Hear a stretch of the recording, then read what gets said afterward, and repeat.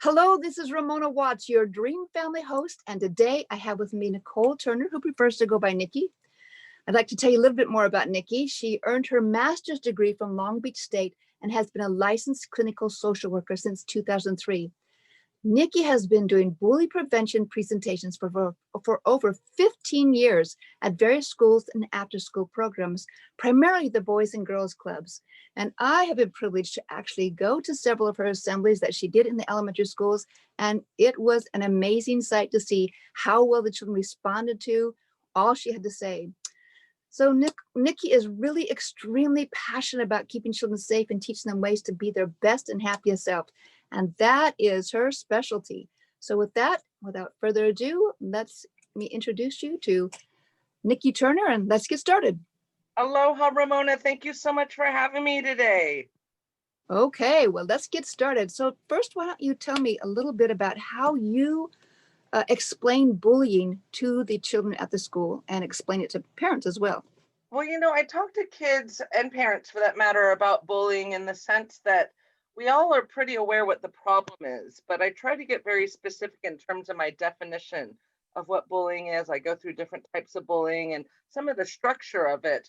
But I also kind of say with everyone, it's so important to be focusing on the solutions for us to be able to move away from the problem. So as much time that I spend on the bully problem itself, I try to at least double, if not triple, my time on looking at some of the ways that we can build solutions around stopping bullying, prevention and intervention, and trying to give kids the confidence to be able to stand up to bullying because that's a really hard thing to do. So that's where we kind of go with the bully situation. And when I start kind of talking about the definition, just to kind of get some specifics, it's one of those things where these days sometimes it feels like everything is bullying. My kid's being bullied. I'm getting bullied. And a lot of times, sadly, it's true. That is happening. Sometimes it's a little looser than bullying, maybe some teasing, some jabbing that can form into bullying. But just to have a specific definition. Bullying is when someone says or does something intentionally hurtful and they keep doing it repeatedly, even when you tell them to stop or show them that you're uncomfortable. And there's a power imbalance involved. You might have someone who has more numbers against someone, or older against someone younger, someone much larger or stronger. And the things that are not considered bullying is when something might be accidental. If it's maybe happened one time, that's when we're not quite into a bully definition. Not to say it's not a behavioral problem, it just hasn't hit the merit to be bullying quite yet. So that's where the bully definition comes in.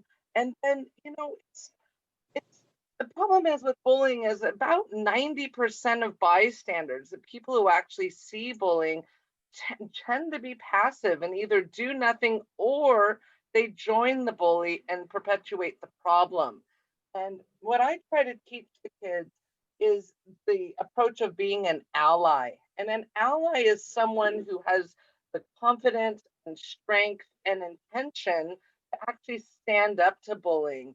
And it's like anything, you see where it just takes one to get the momentum moving. And if you think about our kids and our schools and our society at large, I'm a big believer in most people are on the positive, healthy, happy side of that and want that for the people around them.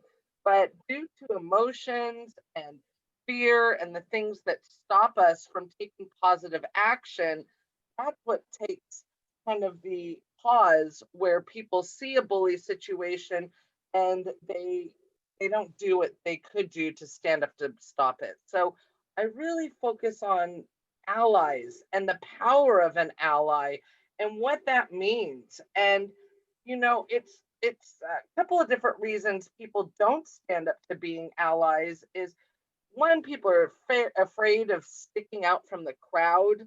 What might someone think if they're the one doing something first? They might not have that self confidence to follow through with that. Some people just might not have the self esteem to be able to kind of take that action without the initiative from someone else. And there's always the old one of being worried, being called a tattletale. And I will talk today, Ramona, about the difference between tattling and telling, because it is a very specific difference, but that doesn't necessarily make the difference on the playground sometimes when the kids are thinking about this. So that's kind of an overview in terms of the bully piece. And, when I'm speaking with kids about what you can do to be an ally, there's different ways you can then approach, I think, a situation. And one of my biggest things that I like to talk about across the board when I'm discussing things is to try to look at ways that we can stop bullying from happening. And some of those things just come down to the basics, such as showing each other respect, being kind, being mindful of each other. And I think one of the big ones, Ramona, is getting to know people instead of judging them. Because once we can know people, our hearts open up a little bit more and we're able to have more channels for empathy and understanding. So that would, I think, be one of the biggest things, is for us to try to change our approach before anything happens and how we try to interact with each other. Um, of course, that in an ideal world, we'd have our allies who have the strength to be able to stand up to someone and say, literally, just stop. I mean, that's one of the very first things I tell the kids to do is, if you're in a bully situation, you have to use your voice, because if we don't define it as a problem, then it's going to continue as a problem. And there has to be a line in the sand where someone hears the word stop and you can say officially, no, I told them to stop and they didn't.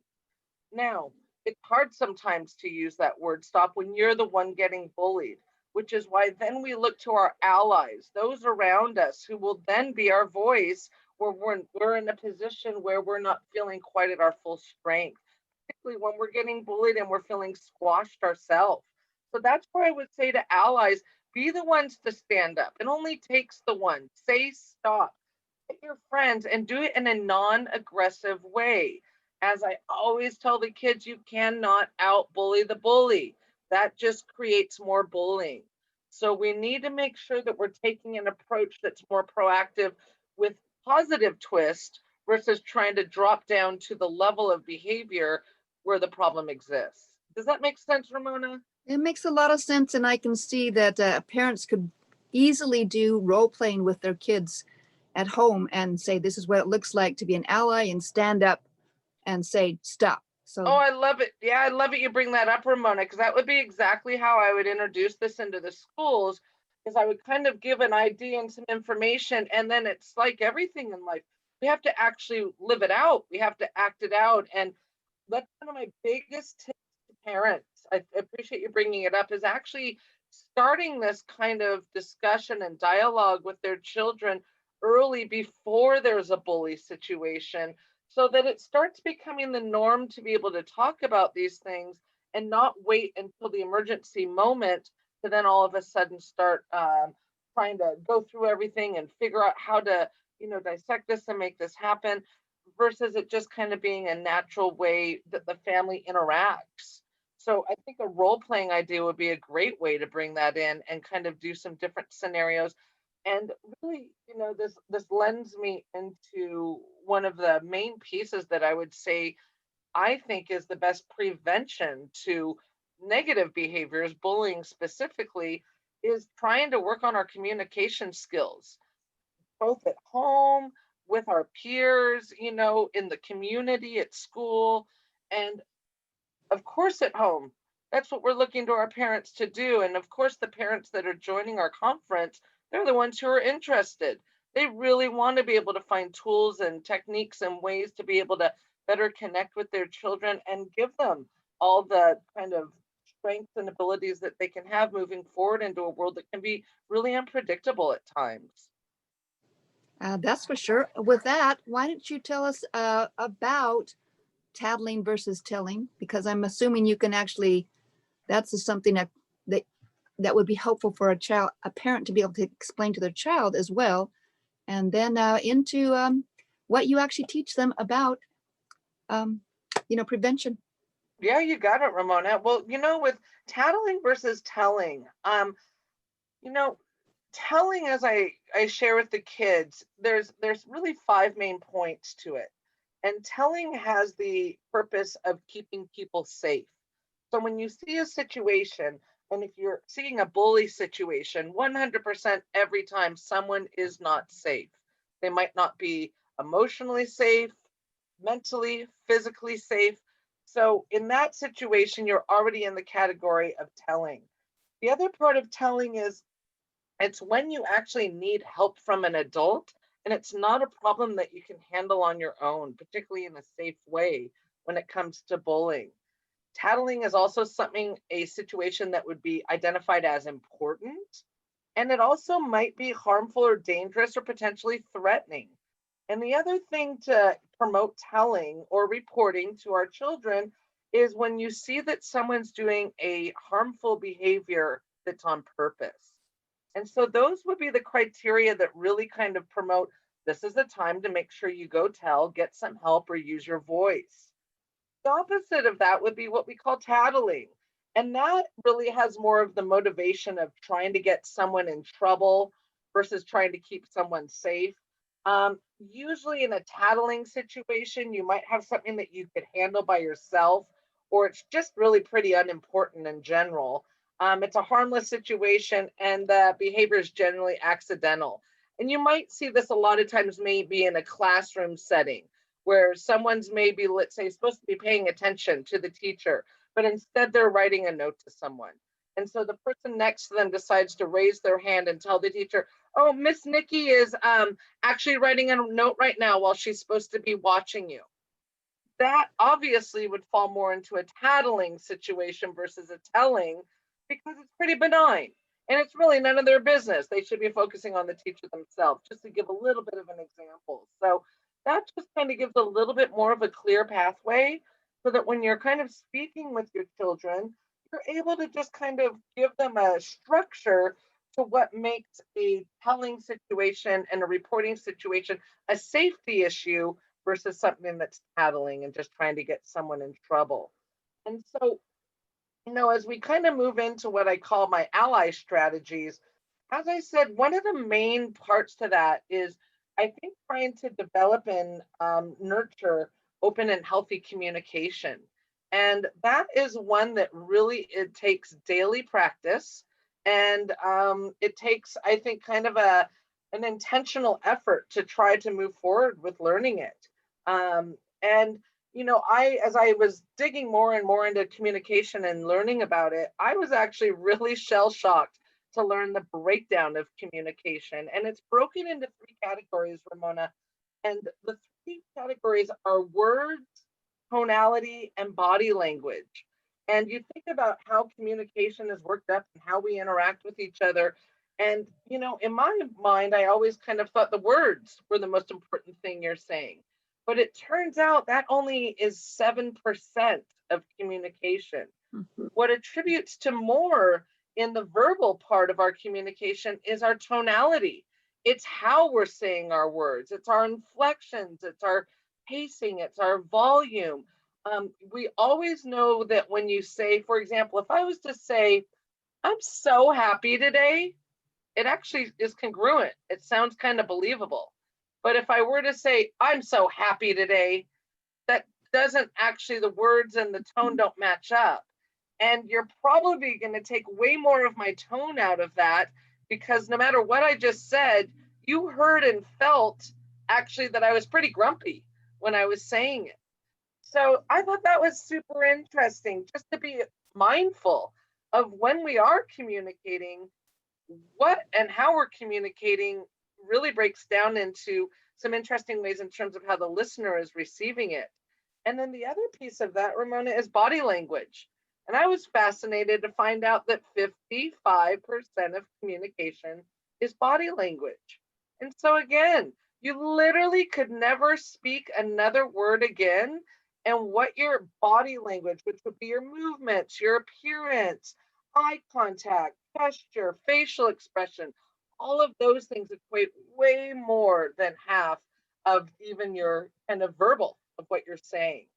I think particularly for parents, that's really important because in my own experience talking to parents, in my own experience as a parent, why in the world do kids not tell their parents about bullying? And when I was at your assembly and the kids were raising their hands and saying why they didn't, it's like, oh my goodness.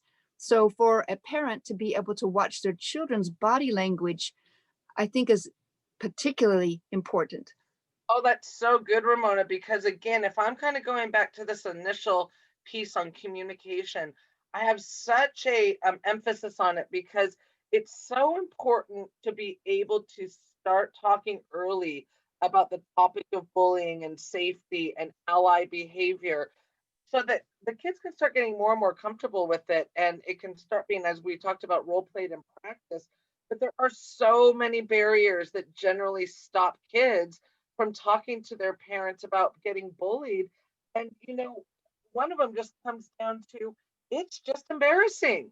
If you're getting bullied, it could be really humiliating or overwhelming or scary, and it might just be too hard to even put words to or even say out loud because you don't want to relive what it is. And it's kind of that humiliating piece that kind of taps into that feeling of powerlessness and hopelessness and these really heavy emotions that kind of drag us down into what I refer to as darker emotions. And I'll refer to how do I talk to kids about emotions in just a moment. But the other thing that stops kids from talking to parents about bullying is really the fear of a backlash from the bully.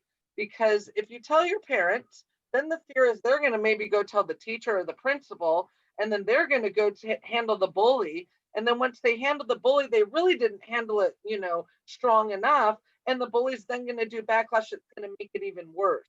And it's such a challenging systemic situation because there's different players in play, and it's really the school's responsibility to keep the children safe. And that's easier said than done, but it is again one of those situations where I've had children certainly say to me before, Miss Nikki, I did tell a teacher about this and it never got better, and so I just stopped telling. Or I was scared to tell my parents for the very reason we were just discussing. I just was scared that it would actually make it worse because they're not really going to do anything to stop it and they're just going to make the bully more angry.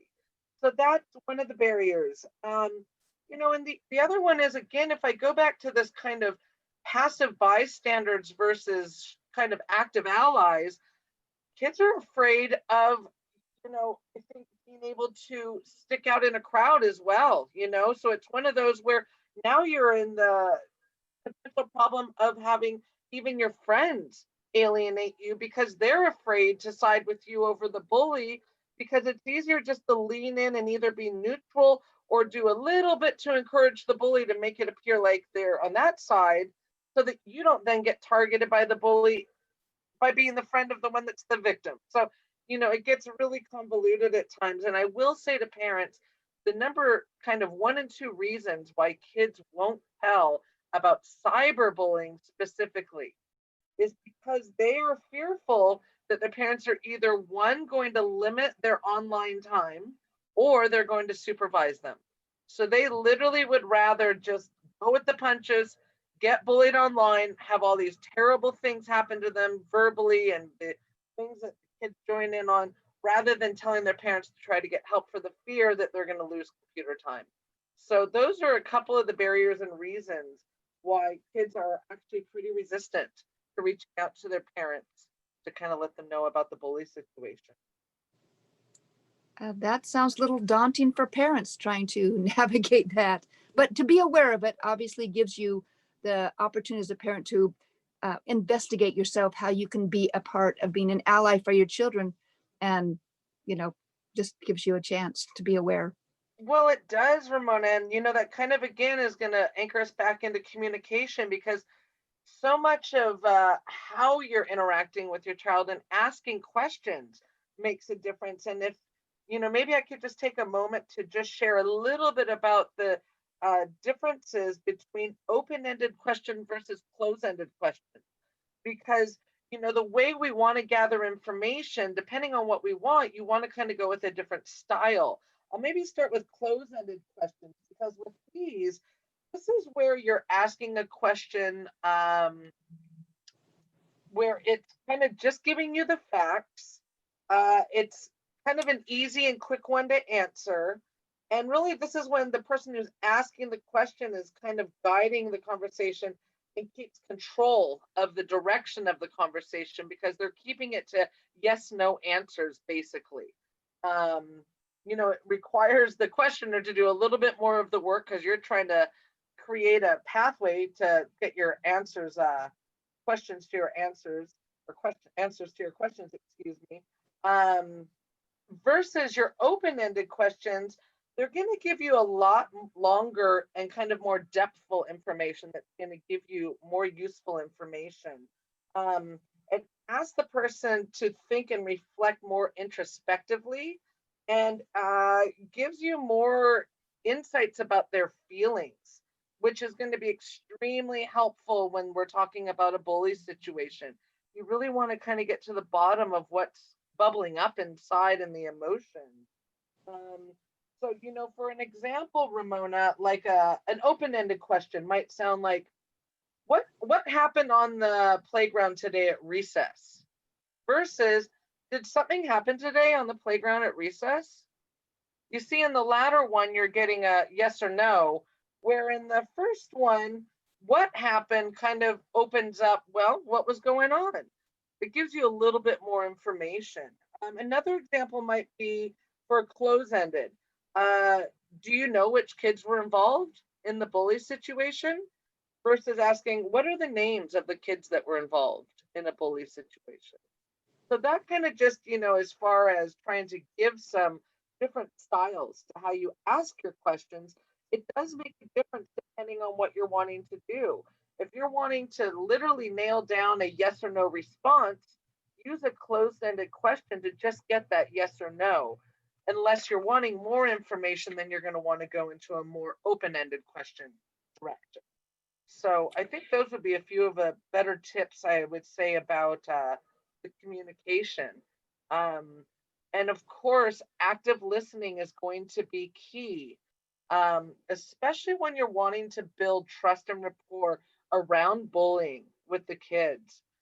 You want to give them the platform where they feel that they can actually speak without either getting judged or being told that they're wrong or getting in trouble. This is really the time to sit back and absorb what's being said so that as a parent, we can digest this information and then try to take the best approach, knowing our child and their style, be able to know how to kind of point them in the healthy, positive direction to get out of whatever the scenario is. And just a few of the active listening skills, just kind of using your eye contact, trying to defer any judgment. Um, I think using silence is a really big one. We don't want to fill the gaps sometimes. Especially if a child's talking and they're emotional, they might take a pause, and that pause might just be because they're going deeper into what they're experiencing. Whereas sometimes we as adults might jump in there to fill the space, either because we can feel their emotions and we want to rescue them, or we want to take this in a different direction. And that might be a moment where we just lost some really valuable, deeper insight just because we kind of filled in the space, and didn't allow silence to settle. So I would say those might be a couple of key ways to, as a listener, try to take in the information and not try to think of what you're saying next, but rather just take in what your child's saying so that you can understand their experience and join with them so that you're working more as a team versus two different sides of the conversation. That's excellent. With that, why don't we go into the ways that you teach children to help them to deal with all that stuff, because those things will also be able, a parent can continue to help their child with as well. So Yeah, no, Ramona, I mean, it's really an inside out approach is how I try to look at this whole kind of daunting situation with bullying.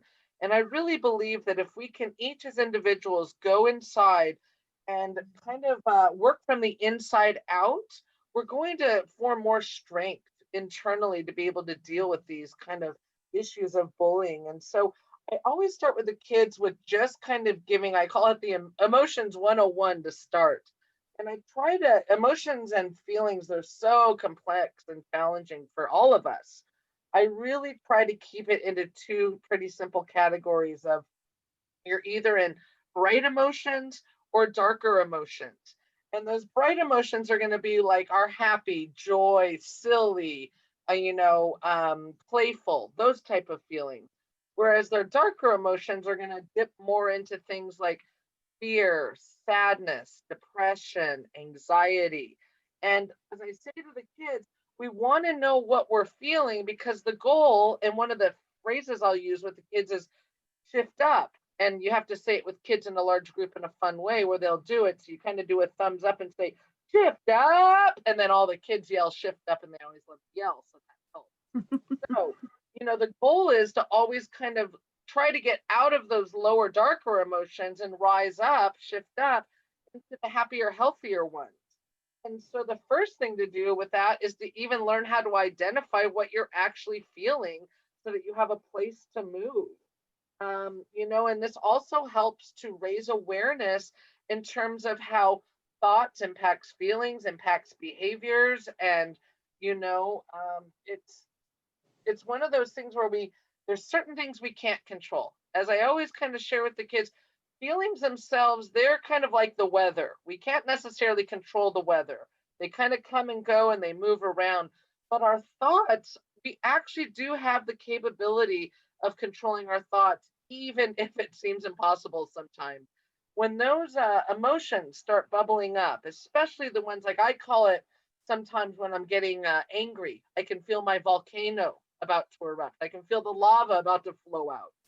Those are the times where I have a specific thing with kids where I kind of explained to them when we were kids, when I was younger, we had a thing in school that if you were doing fire safety, they say if somehow your clothes catch on fire, you stop, drop, and roll. And I say to the kids, when we start getting things like angry, that is like us being on fire internally. And what we need to do is stop, zip, and breathe. Because as we know, when you get angry, things that come out of your mouth in that exact moment are just creating more problems that you have to clean up after you're cleaning up the original reason you got angry. So if we can zip our lips in those moments and try to find some ways to do some stress release and do some deep breathing, some progressive muscle relaxation, take a time out to just kind of get a different perspective and fresh air, that's going to make a big difference.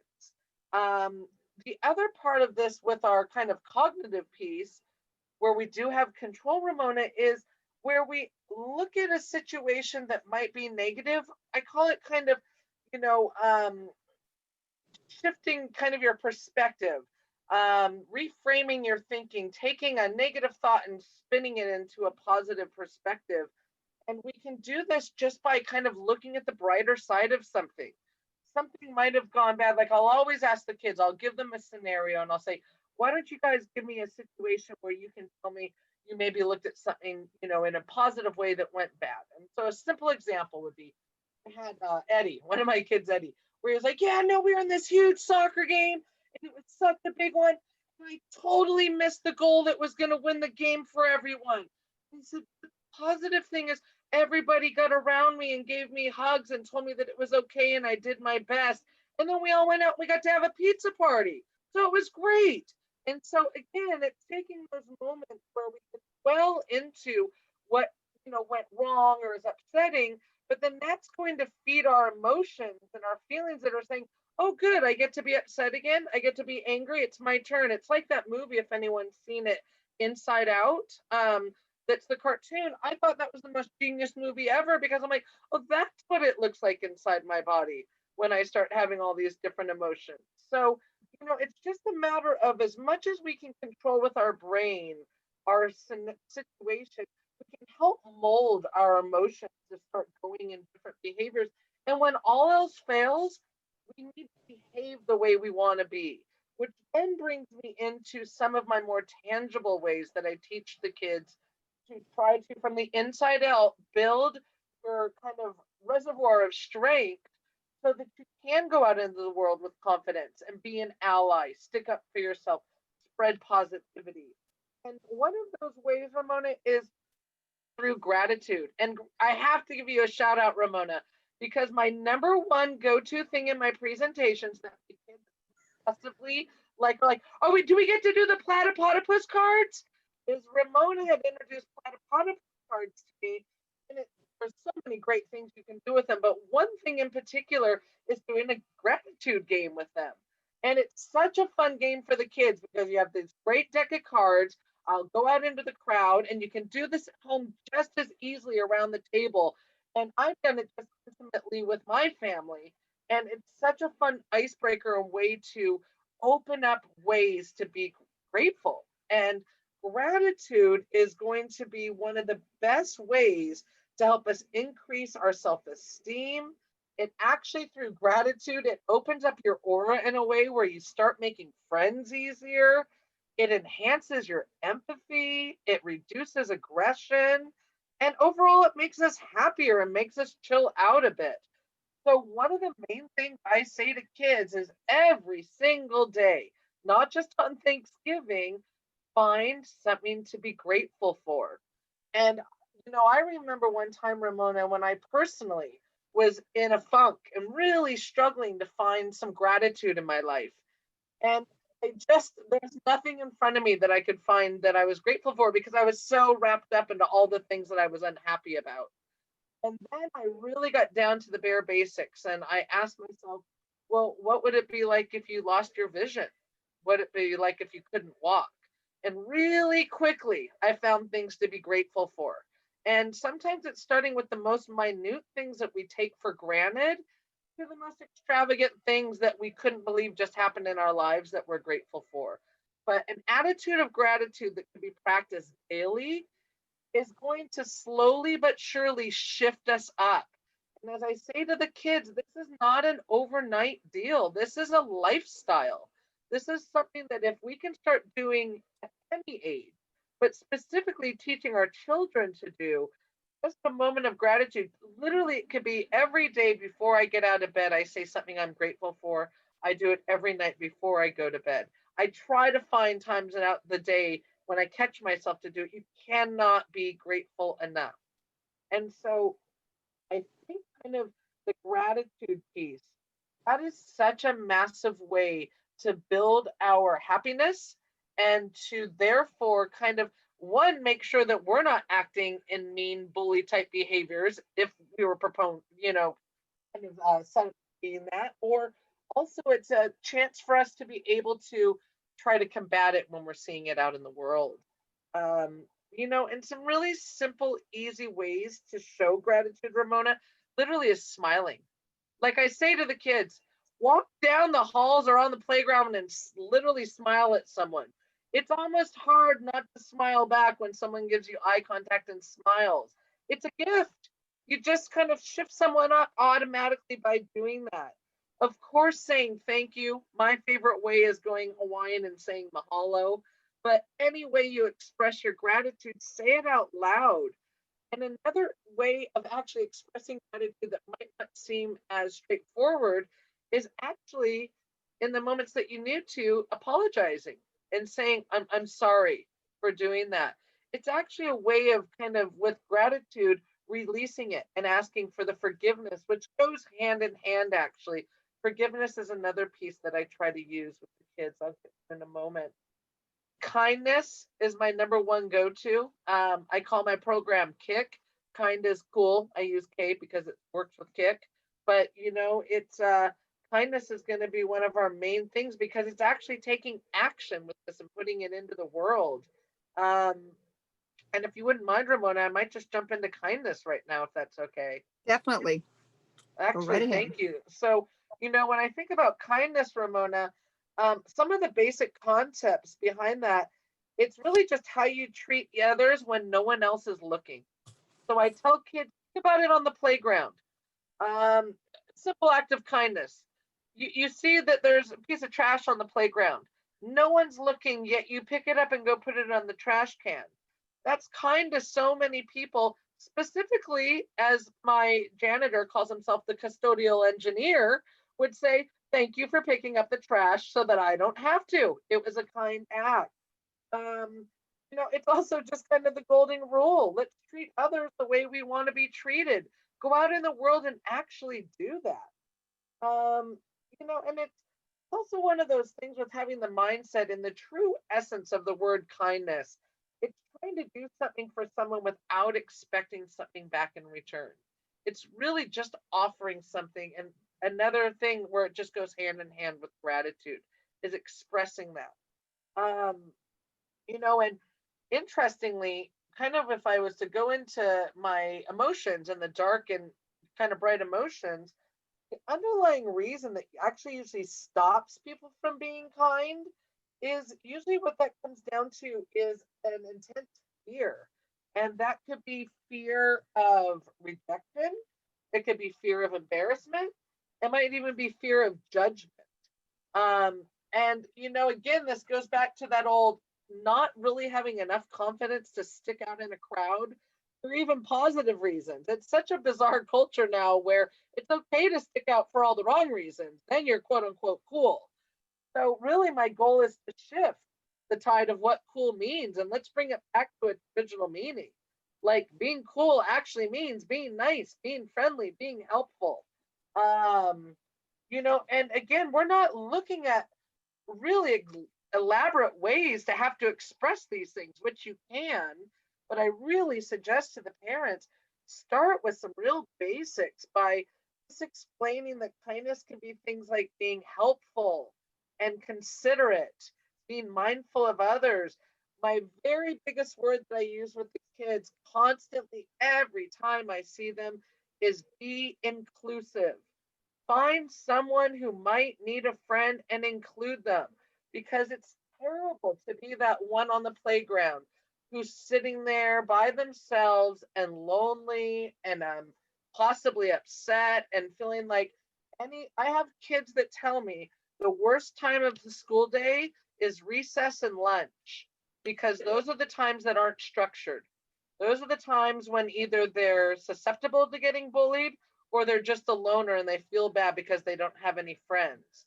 So as I say to the kids and I share with the parents to kind of enforce, really try to plant those seeds about just looking out for each other and just doing small acts of seeing someone and saying, hey, would you like to join us to have lunch today? Hey, we were about to go play some handball. Why don't you come with us? And just seeing what it's like. And I will say, in the times that I've kind of gotten feedback from the kids, it's a win-win because, of course, when we're doing things that are kind and grateful, it opens up our hearts so we feel better, which automatically shifts us up and it helps someone else do the same. So it's really trying to take a collaborative approach with this, Ramona. And again, with acts of kindness, we can get super creative and do things, but it can also just be the everyday kind acts. Um, Example, I have to bring my mom into this because she is Miss Kindness. I just think sometimes, how is it possible that so many cards go out of a house on any given day? It's not email, it's handwritten cards because for her, being old school, it's something where it's nice to get something in the mail and it's nice to actually read something with kind words. We could very easily do that with kids. We can write a note on a piece of paper. It could be real simple things. So again, I promote that.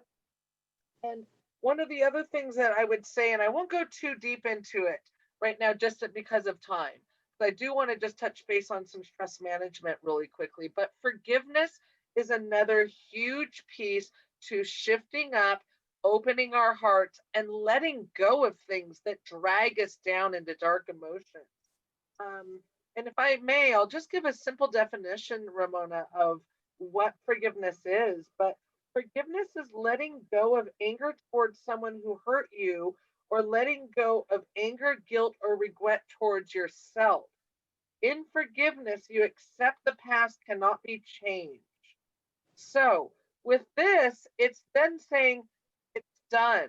And when we harbor these feelings inside of us that might be loaded with negativity, whether it's against someone else or ourselves, it literally creates toxins in the body that then just messes everything up inside of us. And so it's so important to release that.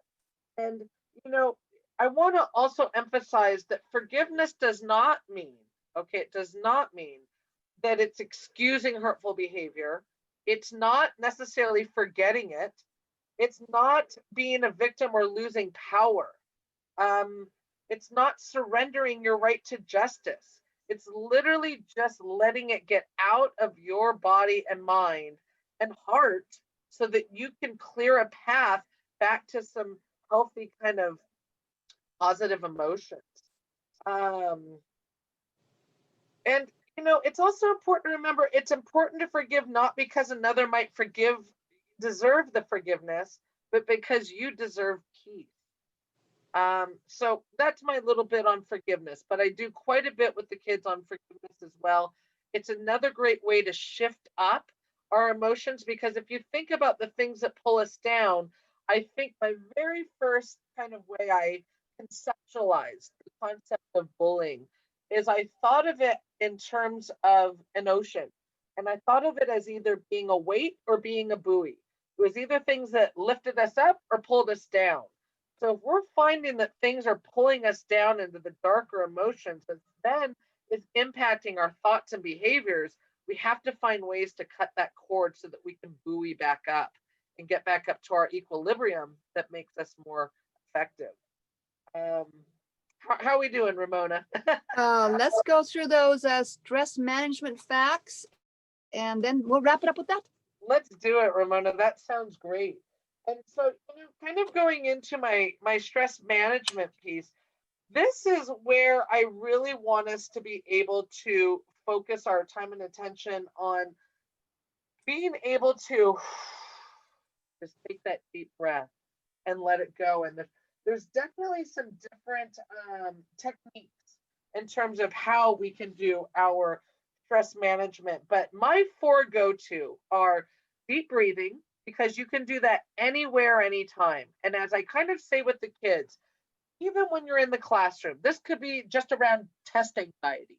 If you're sitting there and you can feel yourself getting anxious or upset, I said, in an ideal world, close your eyes because it blocks out outside stimulus. But close your eyes, breathe in through your nose slowly for 3 seconds, hold it deep in your lungs for 3 seconds, and then release it slowly through your mouth for 3 seconds. And I suggest doing that for a repetition of maybe 3 to 4 to 5 times. Um, that's one way to actually calm yourself down on the spot. Another one I like to use, Ramona, is progressive muscle relaxation. And this is the kind of concept where when you tighten your muscles and then release it, it kind of has the effect of they've just worked out. Like if you think of you just did a 20-second sprint, what your muscles would feel like after that moment. It's a little bit like what happens when you tighten a muscle and hold it as tight as you can and then release. Now, I will warn with that. When I've had this, when I've been role playing this with the kids, some kids tend to hold it as tight where I think they not injure themselves, but are like, ouch. It's not the ouch, okay? But it's supposed to be enough just to kind of feel the tension and then release it so you can feel the release. Um, the number one go-to in my book is laughter. Find a way, any way to laugh. I don't care if that's a movie, if that's a friend, if that's an outlet that's positive and healthy. Find a way to laugh. That is a great way to kind of get some of that out of you. And actually, one of the things is too is laughter actually literally manages your stress. And it's been linked to ways where it can prevent and cure cancer loosely, but it certainly doesn't hurt. And one of the other ones that's certainly a go-to in any form that you can do it is exercise. It just gives your body a chance to get toxins out, to pick up the endorphins, to give your mind a new kind of fresh perspective and kind of clean the slate. So those would be my three main go-to techniques. Um, and one thing I might want to mention, Ramona, is there's six things to leave behind. I was looking through some paperwork the other day and I came across this and I thought it might just be perfect for what we're talking about, specifically in kind of the stress management space. 6 things to leave behind: regrets, negative thinking, drama and chaos, anger, resentment, and people who bring you down. So those again, those are kind of the cutting the cord concepts. So if we can maybe try to implement some of these stress management techniques, as well as kind of trying to train our brain with some positive thinking, shifting up, reframing, and managing our emotions and trying to do some self-regulation with our stop, zip, and breathe. Those kind of things are going to all, when we put these together and we do them daily and mindfully, over time, we're going to see ourselves morphing into stronger, more resilient, compassionate, and empathetic people. And that's really what we need to be able to combat our bullying. And so, like I said, my approach is an inside out approach with each person where they can build these skills and resolves to then be able to feel strong enough with their confidence and their self-esteem to take that out into the world into a positive direction. You know, the beautiful thing about all of that you've spoken about today is that parents will be so better off if they learn those same things. And so they really, what they model for their children is so important. And it's really skill sets that they could learn themselves and help each other, point out, this is what you can do in this situation. So I think that this is particularly helpful for parents as a whole. Well, and So it's a great way to build relationships with each other within the family, kind of making it a family project of like, certainly none of us are perfect at this, but here's some kind of new pathways that we've been opened up to, and together, let's do it. And I think that's really the key that I try to express is this isn't a separate thing. This is us all working together. And as you so perfectly stated, Ramona, certainly we as the parents and as the adults, we all have our work to do on all the things we're talking about. And it's really, really hard to expect the kids to do anything other than what they're seeing us do. I always remind the parents, don't worry about kids listening to you. They're just busy watching you. That's what they're going to model. What are you doing? Because that's what I'll do, not what you're telling me to do. So if that's we for can all sure. get right, if we can all get congruent with each other and make it fun. This can't feel like work. I'll actually leave you with one of my very favorite things that I always propose. The question is, what's the opposite of play? So what would maybe come to mind with that, Ramona? What's the opposite of play? Work. That's almost always the answer, right? It's work. But in actuality, the opposite of play is boredom. Because if work is done properly, we're playing when we work. Not everybody has that great advantage, but really it comes down to boredom. So let's play together. Let's have fun. Like there's stress management, there's laughter. If you can incorporate, like I always say, it's disguised learning. They don't even know they're learning. They just think they're playing and having fun. Perfect. Job well done. That is so true. And as you know, that is my big thing is that play is the language of children. And so, speak it and speak it often. Oh my gosh, can we make it the language of adults too? That's really where I feel like I'm at, Ramona. I love it. Well, Great. there's always the inner child in us who is still struggling with trying to be a grown up. That's right. So, oh, Nikki, that's been so excellent today. I love hearing you talk about those things because it really just is so, it really gives us a direction to go as a parent because you don't really always know what to do to help. And those were all excellent, excellent things. And I appreciate your time today. So once again, thank you very much for being here. Ramona, it was my greatest pleasure. Thank you so much for having me. Okay. Aloha.